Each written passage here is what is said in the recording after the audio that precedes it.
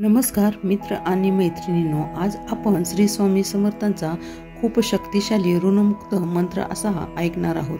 हा मंत्र आपण कधीही ऐकू शकता, झोपताना किंवा आपण घरामध्ये कोणतेही काम करताना, कुठेही असताना आपण हा मंत्र फोनवरती लावायचा आहे आणि तो लक्षपूर्वक ऐकायचा आहे, जेणेकरून स्वामींचा आशीर्वाद आपल्याला भेटेल आणि आपण ऋणमुक्त होऊ।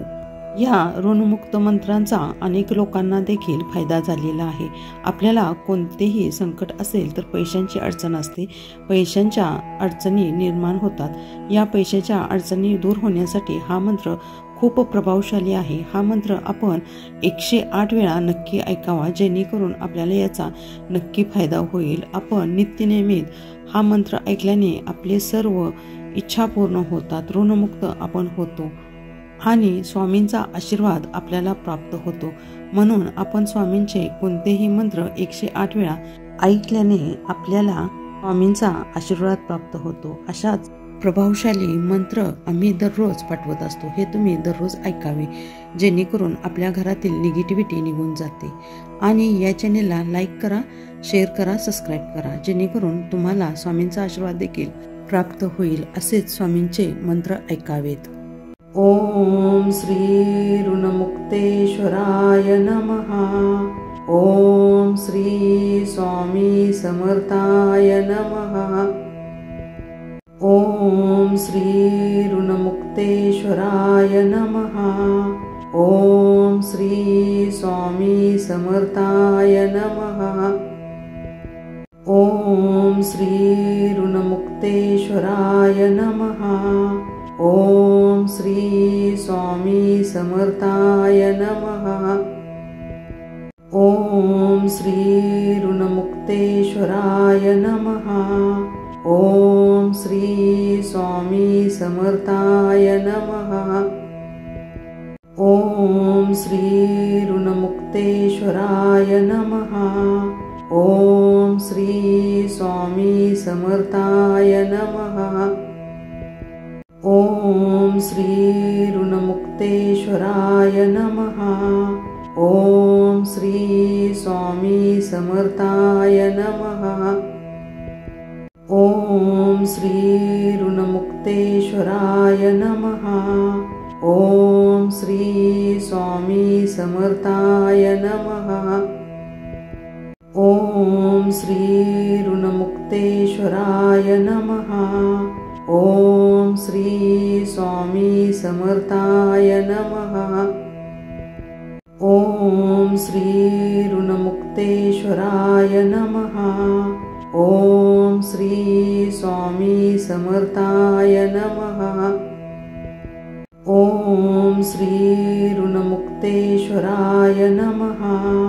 ओम श्री स्वामी समर्थाय नमः। ओम श्री ऋणमुक्तेश्वराय नमः। ओम श्री स्वामी समर्थाय नमः। ओम श्री ऋणमुक्तेश्वराय नमः। ओम श्री स्वामी समर्थाय नमः। ओम श्री ऋणमुक्तेश्वराय नमः। ओम श्री स्वामी समर्थाय नमः। ओम श्री ऋणमुक्तेश्वराय नमः। ओम श्री स्वामी समर्थाय नमः। ओम श्री ऋणमुक्तेश्वराय नमः। ओम श्री स्वामी समर्थाय नमः। ओम श्री ऋणमुक्तेश्वराय नमः। ओम श्री स्वामी समर्थाय नमः। ओम श्री ऋणमुक्तेश्वराय नमः। ओम श्री स्वामी समर्थाय नमः। ओम श्री ऋणमुक्तेश्वराय नमः। ओम श्री स्वामी समर्थाय नमः। ओम श्री ऋणमुक्तेश्वराय नमः। ओम ओम श्री स्वामी समर्थाय नमः। ओम श्री ऋणमुक्तेश्वराय नमः। ओम श्री स्वामी समर्थाय नमः। ओम श्री ऋणमुक्तेश्वराय नमः। ओम श्री स्वामी समर्थाय नमः। ओम श्री ऋणमुक्तेश्वराय नमः। ओम श्री स्वामी समर्थाय नमः। ओम श्री ऋणमुक्तेश्वराय नमः। ओम श्री स्वामी समर्थाय नमः। ओम श्री ऋणमुक्तेश्वराय नमः। ओम श्री स्वामी समर्थाय नमः। ओम श्री ऋणमुक्तेश्वराय नमः। ओम श्री स्वामी समर्थाय नमः। ओम श्री ऋणमुक्तेश्वराय नमः। ओम श्री स्वामी समर्थाय नमः। ओम श्री ऋणमुक्तेश्वराय नमः। ओम श्री स्वामी समर्थाय नमः। ओम श्री ऋणमुक्तेश्वराय नमः। ओम श्री स्वामी समर्थाय नमः। ओम श्री ऋणमुक्तेश्वराय नमः। ओम श्री स्वामी समर्थाय नमः। ओम श्री ऋणमुक्तेश्वराय नमः। ओम श्री स्वामी समर्थाय नमः। ओम श्री ऋणमुक्तेश्वराय नमः। ओम श्री स्वामी समर्थाय नमः। ओम श्री ऋणमुक्तेश्वराय नमः। ओम श्री स्वामी समर्थाय नमः। ओम श्री ऋणमुक्तेश्वराय नमः। ओम श्री स्वामी समर्थाय नमः। ओम श्री ऋणमुक्तेश्वराय नमः। ओम श्री स्वामी समर्थाय नमः। ओम श्री ऋणमुक्तेश्वराय नमः। ओम श्री स्वामी समर्थाय नमः। ओम श्री ऋणमुक्तेश्वराय नमः। ओम श्री स्वामी समर्थाय नमः। ओम श्री ऋणमुक्तेश्वराय नमः। ओम श्री स्वामी समर्थाय नमः। ओम श्री ऋणमुक्तेश्वराय नमः।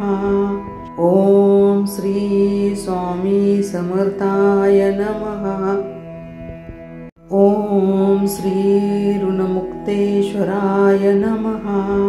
ओम श्री स्वामी समर्थाय नमः। ओम श्री ऋणमुक्तेश्वराय नमः।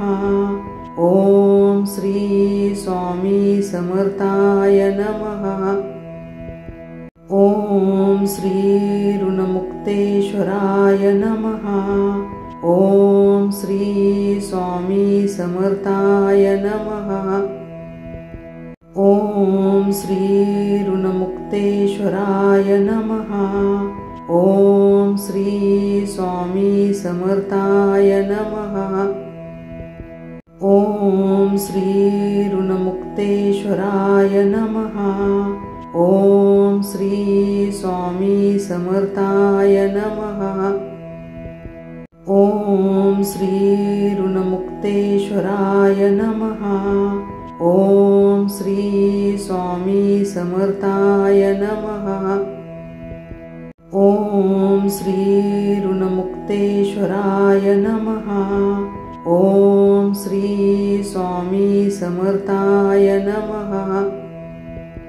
ओम श्री ऋणमुक्तेश्वराय नमः।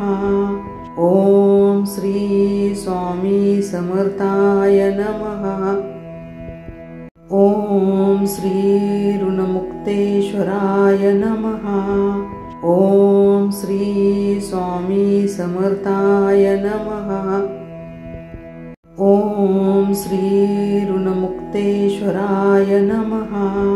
ओम श्री स्वामी समर्थाय नमः। ओम श्री ऋणमुक्तेश्वराय नमः। ओम श्री स्वामी समर्थाय नमः। ओम श्री ऋणमुक्तेश्वराय नमः। ओम श्री स्वामी समर्थाय नमः। ओम श्री ऋणमुक्तेश्वराय नमः। ओम श्री स्वामी समर्थाय नमः। ओम श्री ऋणमुक्तेश्वराय नमः। ओम श्री स्वामी समर्थाय नमः। ओम श्री ऋणमुक्तेश्वराय नमः। ओम श्री स्वामी समर्थाय नमः। ओम श्री ऋणमुक्तेश्वराय नमः। ओम श्री स्वामी समर्थाय नमः। ओम श्री ऋणमुक्तेश्वराय नमः।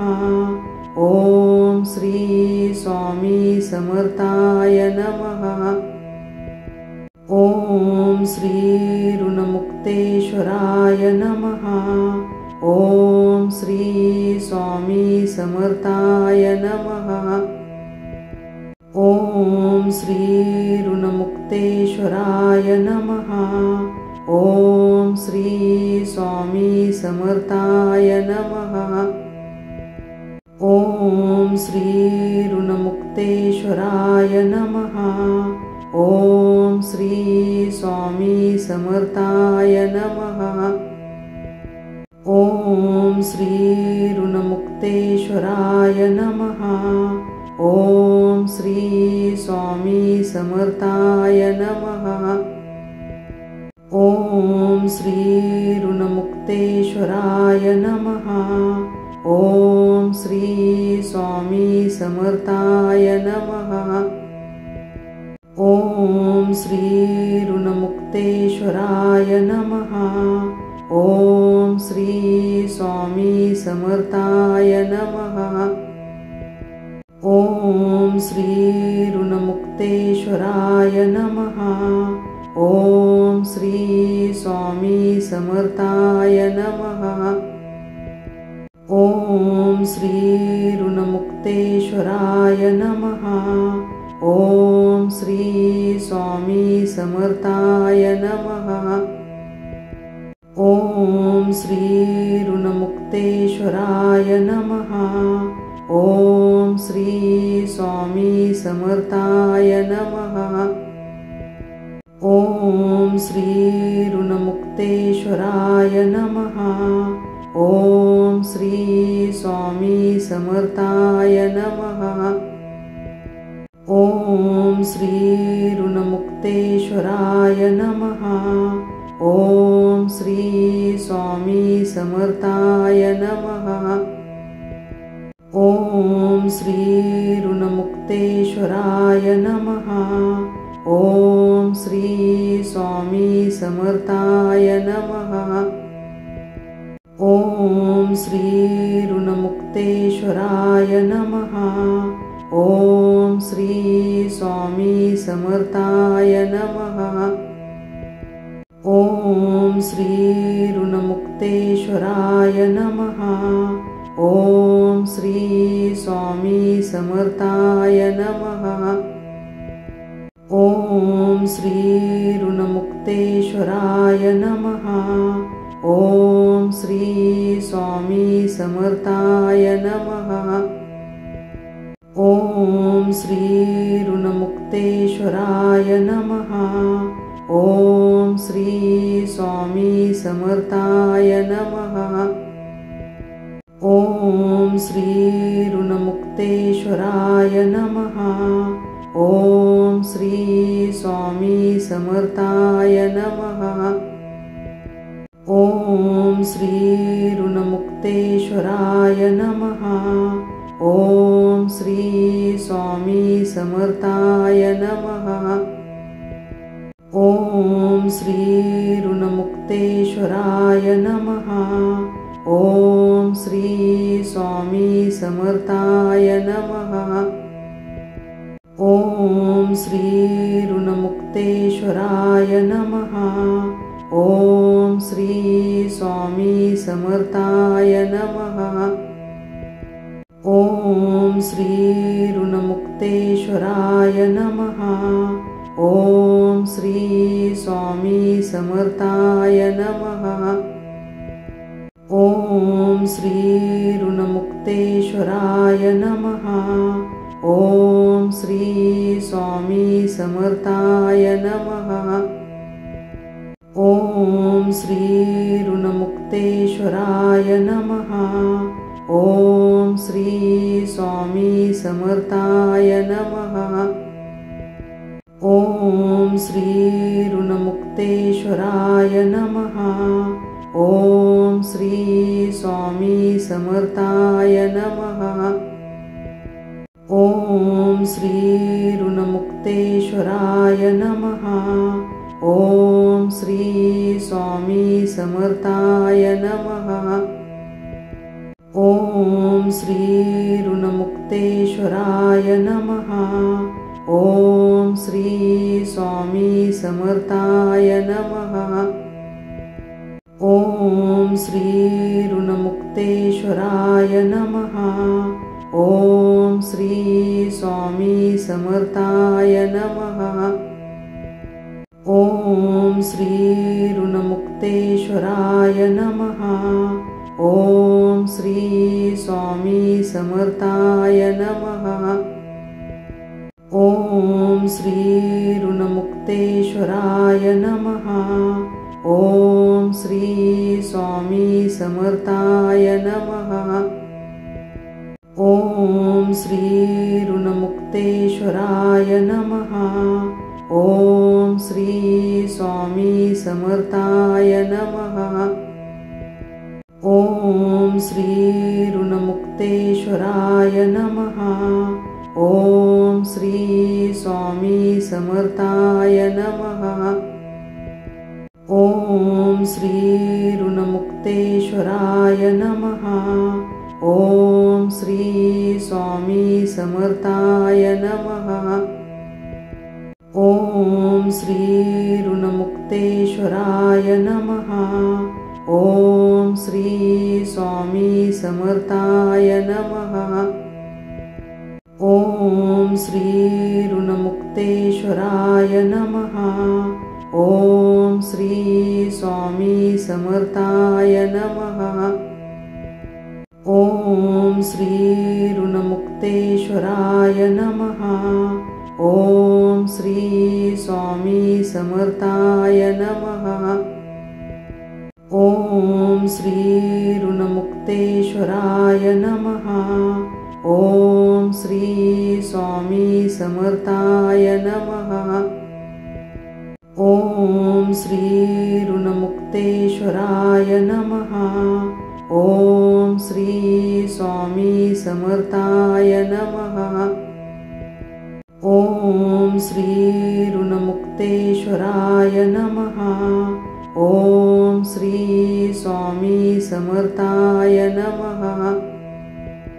ओम श्री ऋणमुक्तेश्वराय नमः। ओम श्री स्वामी समर्थाय नमः। ओम श्री ऋणमुक्तेश्वराय नमः। ओम श्री स्वामी समर्थाय नमः। ओम श्री ऋणमुक्तेश्वराय नमः। ओम श्री स्वामी समर्थाय नमः। ओम श्री ऋणमुक्तेश्वराय नमः। ओम श्री स्वामी समर्थाय नमः। ओम श्री ऋणमुक्तेश्वराय नमः। ओम श्री स्वामी समर्थाय नमः। ओम श्री ऋणमुक्तेश्वराय नमः। ओम श्री स्वामी समर्थाय नमः। ओम श्री ऋणमुक्तेश्वराय नमः। ओम श्री स्वामी समर्थाय नमः। ओम श्री ऋणमुक्तेश्वराय नमः। ओम श्री स्वामी समर्थाय नमः। ओम श्री ऋणमुक्तेश्वराय नमः। ओम श्री स्वामी समर्थाय नमः। ओम श्री ऋणमुक्तेश्वराय नमः। ओम श्री स्वामी समर्थाय नमः। ओम श्री ऋणमुक्तेश्वराय नमः। ओम श्री स्वामी समर्थाय नमः। ओम श्री ऋणमुक्तेश्वराय नमः। ओम श्री स्वामी समर्थाय नमः। ओम श्री ऋणमुक्तेश्वराय नमः। ओम श्री स्वामी समर्थाय नमः। ओम श्री ऋणमुक्तेश्वराय नमः। ओम श्री स्वामी समर्थाय नमः। ओम श्री ऋणमुक्तेश्वराय नमः। ओम श्री स्वामी समर्थाय नमः। ओम श्री ऋणमुक्तेश्वराय नमः। ओम श्री स्वामी समर्थाय नमः। ओम श्री ऋणमुक्तेश्वराय नमः। ओम श्री स्वामी समर्थाय नमः। ओम श्री ऋणमुक्तेश्वराय नमः। ओम श्री स्वामी समर्थाय नमः। ओम श्री ऋणमुक्तेश्वराय नमः। ओम श्री स्वामी समर्थाय नमः। ओम श्री ऋणमुक्तेश्वराय नमः। ओम श्री स्वामी समर्थाय नमः। ओम श्री ऋणमुक्तेश्वराय नमः। ओम श्री स्वामी समर्थाय नमः। ओम श्री ऋणमुक्तेश्वराय नमः। ओम श्री स्वामी समर्थाय नमः। ओम श्री ऋणमुक्तेश्वराय नमः। ओम श्री स्वामी समर्थाय नमः। ओम श्री ऋणमुक्तेश्वराय नमः। ओम श्री स्वामी समर्थाय नमः।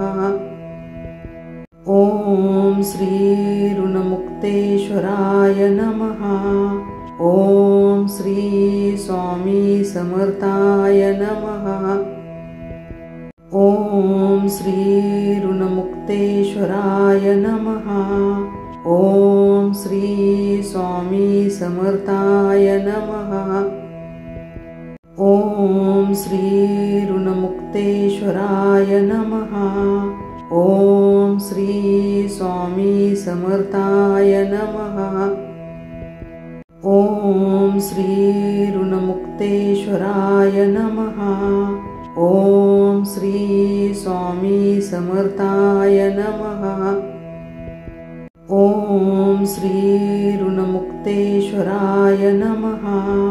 ओम श्री स्वामी समर्थाय नमः।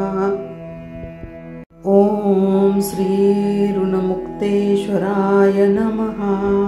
ओम श्री स्वामी समर्थाय नमः। ओम श्री ऋणमुक्तेश्वराय नमः। ओम श्री स्वामी समर्थाय नमः। ओम श्री ऋणमुक्तेश्वराय नमः। ओम श्री स्वामी समर्थाय नमः। ओम श्री ऋणमुक्तेश्वराय नमः। ओम श्री स्वामी समर्थाय नमः। ओम श्री ऋणमुक्तेश्वराय नमः। ओम श्री स्वामी समर्थाय नमः। ओम श्री ऋणमुक्तेश्वराय नमः। ओम श्री स्वामी समर्थाय नमः।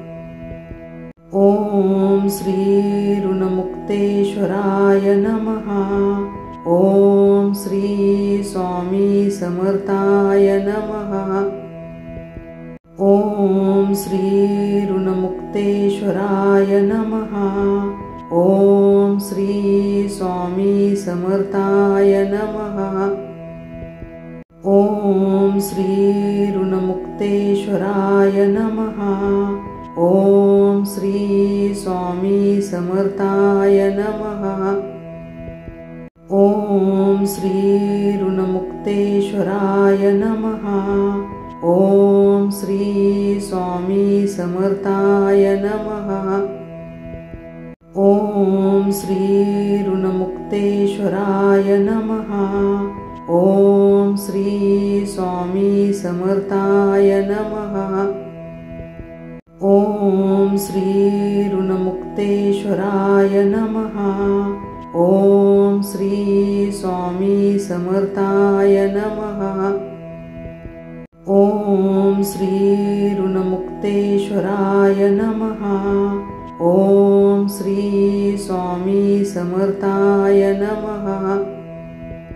ओम श्री ऋणमुक्तेश्वराय नमः। ओम श्री स्वामी समर्थाय नमः। ओम श्री ऋणमुक्तेश्वराय नमः। ओम श्री स्वामी समर्थाय नमः। ओम श्री ऋणमुक्तेश्वराय नमः। ओम श्री स्वामी समर्थाय नमः। ओम श्री ऋणमुक्तेश्वराय नमः। ओम श्री स्वामी समर्थाय नमः। ओम श्री ऋणमुक्तेश्वराय नमः।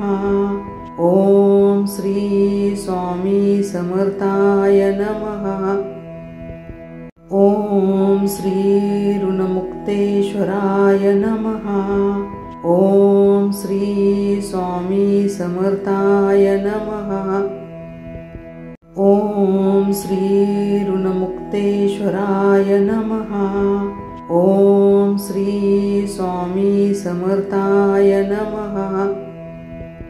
ओम श्री ऋणमुक्तेश्वराय नमः। ओम श्री स्वामी समर्थाय नमः। ओम श्री ऋणमुक्तेश्वराय नमः। ओम श्री स्वामी समर्थाय नमः। ओम श्री ऋणमुक्तेश्वराय नमः। ओम श्री स्वामी समर्थाय नमः। ओम श्री ऋणमुक्तेश्वराय नमः। ओम श्री स्वामी समर्थाय नमः। ओम श्री ऋणमुक्तेश्वराय नमः। ओम श्री स्वामी समर्थाय नमः। ओम श्री ऋणमुक्तेश्वराय नमः। ओम श्री स्वामी समर्थाय नमः। ओम श्री ऋणमुक्तेश्वराय नमः। ओम श्री स्वामी समर्थाय नमः। ओम श्री ऋणमुक्तेश्वराय नमः। ओम श्री स्वामी समर्थाय नमः। ओम श्री ऋणमुक्तेश्वराय नमः। ओम श्री स्वामी समर्थाय नमः। ओम श्री ऋणमुक्तेश्वराय नमः। ओम श्री स्वामी समर्थाय नमः। ओम श्री ऋणमुक्तेश्वराय नमः। ओम श्री स्वामी समर्थाय नमः। ओम श्री ऋणमुक्तेश्वराय नमः। ओम श्री स्वामी समर्थाय नमः। ओम श्री ऋणमुक्तेश्वराय नमः। ओम श्री स्वामी समर्थाय नमः। ओम श्री ऋणमुक्तेश्वराय नमः। ओम श्री स्वामी समर्थाय नमः। ओम श्री ऋणमुक्तेश्वराय नमः। ओम श्री स्वामी समर्थाय नमः। ओम श्री ऋणमुक्तेश्वराय नमः। ओम श्री स्वामी समर्थाय नमः। ओम श्री ऋणमुक्तेश्वराय नमः। ओम श्री स्वामी समर्थाय नमः।